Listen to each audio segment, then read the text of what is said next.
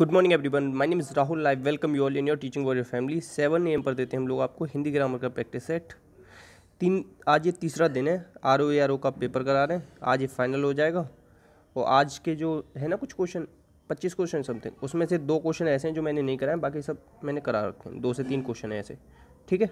Explanation देते हैं ना, उस चीज़ पर ध्यान देना। उसी से मैं बताऊँगा कि कितने सारे क्वेश्चन आए जो मैं एक्सप्लेन करता रहता हूँ, एक्स्ट्रा फैक्ट्स, उस चीज़ पर ध्यान देना है आपको, ठीक है। क्वेश्चन है आपका कि इसमें से कौन सा तद्भव है। देखो, मैंने हमेशा तद्भव की एक ही ट्रिक बताई है आपको। अगर ये चंद्र बिंदु आ जाए ना, वो तद्भव होता है। और ये पेट चीरा वाला वाह आ जाए तो ये होता है। और ये सवाल वाला सा आ जाए तो ये होता है। खा और ये दोनों आ जाए ना, ये हमेशा ही आपके तद्भव होंगे।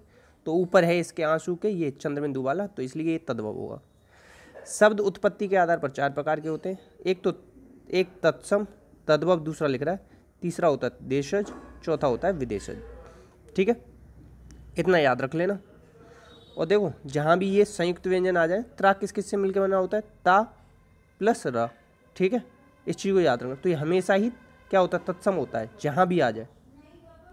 नेक्स्ट क्वेश्चन है, कफित का तद्भव क्या होता है। इसका तद्भव होता है कैथा। क्या होता है, कैथा। कपूर का क्या होता है, कर्पूर, ठीक है, याद रखना। नेक्स्ट क्वेश्चन है आपका, इसमें से कौन सा गुणवाचक विशेषण है। गुणवाचक विशेषण बताना है। तो देखो, 5वां और 3 ये तो क्या हो जाएंगे, संख्यावाचक, ठीक। कुछ क्या हो जाएगा, परिमाणवाचक। बच गया कौन सा, ये हो गया गुणवाचक। विशेषण होते हैं 4 प्रकार के। तो चौथा कौन सा बच गया, परिमाणवाचक, वो सार्वनामिक। चौथा कौन सा हो गया, सार्वनामिक, ठीक है। 4 प्रकार के हो गए विशेषण। विशेषण क्या करते हैं, संज्ञा या सर्वनाम की विशेषता बताते हैं। संज्ञा या सर्वनाम की विशेषता बताते हैं। नेक्स्ट, निम्न में से कौन सा विशेषण संज्ञा से नहीं बना है। देखो, सौंदर्य से बनता है सुंदर, दान से बनता है दानी, चमक से बनता है चमकीला, श्रीमान नहीं बना, ये नहीं बना, ठीक है। आंसर हो जाएगा ये 37 का ही। नेक्स्ट है, इसमें से कौन सा उत्तमावस्था। देखो, हमेशा अगर उत्तमावस्था पूछ ले, कभी भी उत्तमावस्था किसकी होती है, विशेषण की होती है। विशेषण की 3 अवस्था होती हैं। पहली होती है उत्तरावस्था, पहली होती है मूलावस्था, दूसरा होती है उत्तरावस्था, तीसरा होती है उत्तमावस्था। तो एक चीज़ हमेशा याद रखना, कभी भी उत्तमावस्था पूछ लेना तो सबसे आएगा, सबसे हमेशा मिल जाएगा आपको उत्तमावस्था में। तो सबसे किस में दे रखा है, सबसे दे रखा है इसमें।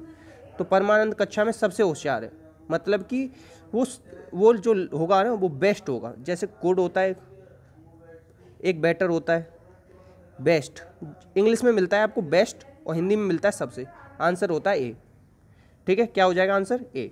उत्तमावस्था कौन सी है, सबसे। सौर किस मूल शब्द से बना है। देखो, सूर्य से बनता है। किससे बना है, सूर्य से बना है। देखो, जैसे सुनते हो ना आप लोग, सौर विकिरण या सौर मंडल, ठीक है, तो सूर्य से बनता है। और सूर्य कैसा है, ये तत्सम शब्द है, क्योंकि तद्भव क्या होता है, सूरज। क्या होता है, सूरज। कभी भी ऊपर रेफ वाला रहा उड़ता है ना, ये क्या होता है, तत्सम होता है। आंसर हो जाएगा सी। नेक्स्ट क्वेश्चन है कि इसमें से कौन सा शब्द विशेषण है। आग नहीं होगा विशेषण, क्योंकि ये किससे बनता है, अग्नि से। किससे बनता है, अग्नि से। ये होता है तत्सम। जो मैं बोल रहा हूँ ना, वो सब लिखते जाना, और इस तरीके से अग्नि लिख के आ जाए ना, ये होता है तद्भव, नहीं सॉरी, अर्ध तत्सम होता है। ये क्या होता है, अर्ध तत्सम, ठीक है। इस चीज़ को याद रखना, ठीक है। नेक्स्ट, आकाश का पर्यायवाची क्या होगा। बहुत बार बताया मैंने, शून्य होता है, बहुत बार, ठीक है। आंसर क्या हो जाएगा, शून्य। प्रभा का मतलब क्या होता है, ये आप लोग बताओगे, ये आप लोगों का होमवर्क है, कमेंट में बताओगे प्रभा का मतलब क्या होता है। नेक्स्ट, सोना का पर्यायवाची क्या होता है। कनक के पर्यायवाची होते हैं धतूरा, गेहूं। नेक्स्ट होगा सोना, तो क्या हो जाएगा आंसर, सोना का पर्यायवाची क्या होता है, कनक। कनक कनकते सौगुनी मातकता अधिकार, सुना होगा, उसमें धतूरा और सोना तो बताते हैं, मगर इसका कनक का पर्यायवाची गेहूं भी होता है। ये कई बार आया, और ये ना पेपर में रिपीट होगा, 100% कह रहा हूँ, लिख लेना इसे कॉपी में, 100% रिपीट होगा ये। नेक्स्ट, उसके प्राण पखेरु उड़ गए। क्या उड़ गए, प्राण पखेरु उड़ गए।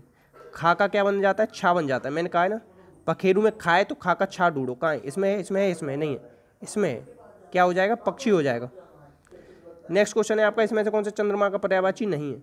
चंद्रमा का पर्यायवाची कौन सा नहीं है, सलिल नहीं है, क्योंकि ये किसका होता है, पानी का होता है। किसका होता है, पानी का होता है। अब सुधा का मतलब क्या होता है ये आप बताओगे। ये तीनों किसके? आज चंद्रमा के। और हिमांशु भी होता है, हिमांशु। नेक्स्ट क्वेश्चन है आपका, इसमें से कौन सा माता का पर्यायवाची नहीं है? बोलता हूँ ना, पानी के पर्यायवाची क्या है? तोय बारे अम्बु नीर जल। कितनी बार बोला होगा? तोय बारे अम्बु नीर जल। तो जब ये अम्बु यहाँ आ गया तो ये किसका है? पानी का है। और ये जननी, अम्बा, अम्ब, ये सब किसके? माता के। आंसर क्या हो जाएगा? बी। क्योंकि कई बार बोला है मैंने, अम्बु किसका होता है? पानी का होता है। ठीक है, और आज सलिल भी देख लिया आपने।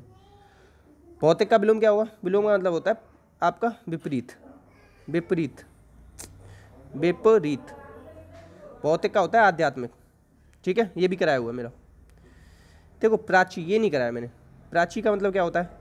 देखो नवीन का विलोम क्या होता है? प्राचीन, प्राचीन। ना नहीं है इसमें, यह ना नहीं है। तो इस प्राची का मतलब है प्रतीची। प्राची का मतलब होता है पूरब। क्या होता है? पूरब। इसका मतलब होता है पश्चिम। ठीक है, ये मैंने नहीं कराया था। प्राची का मतलब पूरब होता है, प्रतीची का मतलब पश्चिम होता है। ठीक है, याद रखना। और नवीन किसका होगा? प्राचीन का होगा। कितना बहुत ही छोटी माइनर सी चीज़ दी है, उसमें गलती कर आएंगे सब लोग। समष्टि का विलोम क्या होगा? समष्टि का होता है व्यष्टि। क्या होता है? व्यष्टि। नेक्स्ट क्या होता है? अशिष्ट का शिष्ट होता है, इसे याद रखना। अशिष्ट का क्या हो जाता है? शिष्ट विलोम। नेक्स्ट क्वेश्चन है, कौन सा विलोम की दृष्टि से गलत है? देखो आवाहन, विसर्जन, कई बार बोला होगा मैंने। अमी, हलाल, ये भी सही है। आग्रह का क्या होता है? आग्रह का दुराग्रह। आग्रह का क्या हो जाएगा? दुराग्रह। ठीक है, विग्रह नहीं होगा। विग्रह किसका बोलता हूँ मैं? आप लोग खुद बताओ। विग्रह में किसका विलोम बताता हूँ? विग्रह बताता हूँ मैं संधि का। किसका बताता हूँ? संधि का। मैं कई बार बोला भी हो, संधि का विच्छेद नहीं होता, संधि का विलोम क्या होता है? विग्रह। तो आग्रह तो होगा नहीं, इसीलिए ये सही है, क्योंकि ये गलत पूछा है इसमें। नेक्स्ट क्वेश्चन पे चलते हैं। नेक्स्ट क्वेश्चन है आपका, इसमें से कौन सा विलोम सही युग्म? विलोम का सही युग्म बताना है। देखो इप्सित का अनिप्सित होता है, ना आएगा इसके। क्या आएगा? ना। दोष का गुण होता है, गुण दोष कहते हैं ना। ठीक है, इसका मुझे पता नहीं, मगर आद्रत का अनाद्रत होता है, सी सही हो जाएगा। नेक्स्ट क्वेश्चन है आपका, देखो ये नया क्वेश्चन आया था पेपर में, आज तक नहीं आया, मतलब ज़्यादातर अभी पूछा नहीं है। तो इसका जो हो जाएगा देदी व्यापमान हो जाएगा। बहुत सारी किताबों में ये भी दे रखा है, मगर ये गलत है। मगर इसका आंसर जो सही है ना, वो यही है, देदी व्यापमान। ये नया क्वेश्चन है। जो क्वेश्चन आते हैं ना, एक दो क्वेश्चन नहीं, उनमें से है ये। नेक्स्ट क्वेश्चन है आपका, अशुद्ध बर्तनी वाला बताना है। अनधिकार सही है, कौतूहल सही है, निरपेक्ष चाहिए, पौराणिक, इस तरीके से आएगा। पौराणिक, बड़ी ई की मात्रा नहीं आएगी, छोटी ई की मात्रा आएगी। पुराण धनिक, पौराणिक, ऐसे बनता है। इसमें से शुद्ध वाक्य बताना है। देखो मैंने हमेशा बताया आपको, अनेक कहीं लिखा आ जाए ना, अनेक हमेशा सही मिलेगा। तो आंसर क्या हो जाएगा? अनेक। बाल इन सबको हटा दो, बाकी केवल, केवल और यही नहीं बैठ रहा फिट। इसमें से कौन सा वाक्य शुद्ध है? देखो मैंने आपको बताया हो, निपात आ जाए ना, उसे हटा दिया हो। तो भी 1 सेकंड में आप निपात हटा दोगे तो क्या हो जाएगा?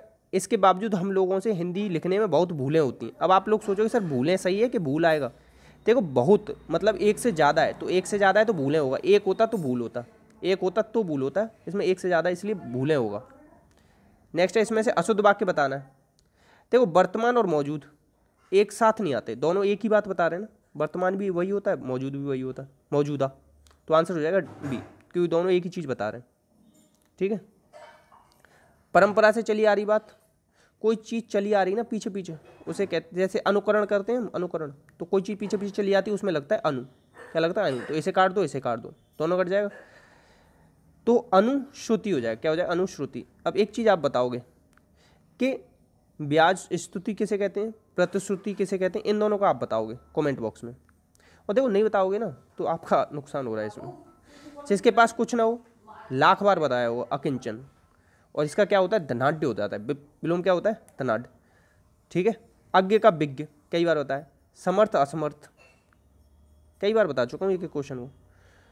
स्वेद से उत्पन्न स्वेदस, या अंडे से उत्पन्न, नहीं, स्वेद से उत्पन्न स्वेदज। और एक और बताता हूँ, पसीने से उत्पन्न, पसीने से उत्पन्न भी स्वेदज ही होता है। अंडे से उत्पन्न अंडज होता है। ठीक है, अपरिणीत, अपरिणीत का मतलब क्या होता है? ये नहीं होगा इसमें। अपरिणीत का मतलब होता है जिसका विवाह ना हुआ हो, और परिणीत कौन होता है? जिसका विवाह हो चुका हो। ठीक है, याद रखना, परिणीत। ठीक है, इसमें से कौन सा होगा? दुर्निवार, किसके शब्द के लिए? दुर्निवार। तो इसका क्या होगा? दुर्निवार, जिसे दूर करना कठिन हो, जिसे दूर करना कठिन हो।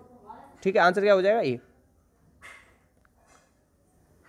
इतने ही थे, देखो 60 क्वेश्चन थे, इसमें 2-3 जो हैं वो आपके मैंने जो कराया ना उसमें से 2 कॉपी मिल जाएंगे आपको, 54 प्लस मिल जाएंगे सेम टू सेम क्वेश्चन मेरे कराए हो। तो फॉलो करो इस सीरीज़ को जो करा रहा हूँ ना, और मैं ऐसा नहीं है अपना ही कराता हूँ, सारे टीचर जितने भी यूट्यूब करा रहे हैं उन सब के क्वेश्चन जो अच्छे लगते हैं ना वो सारे करा देता हूँ आप लोगों को। तो ये आपको फ़ायदा मिलेगा, जो कमेंट बॉक्स में लिखने को कहा है वो लिखोगे, अपना और अपनों का ध्यान रखोगे। इसी के साथ जय हिंद जय भारत।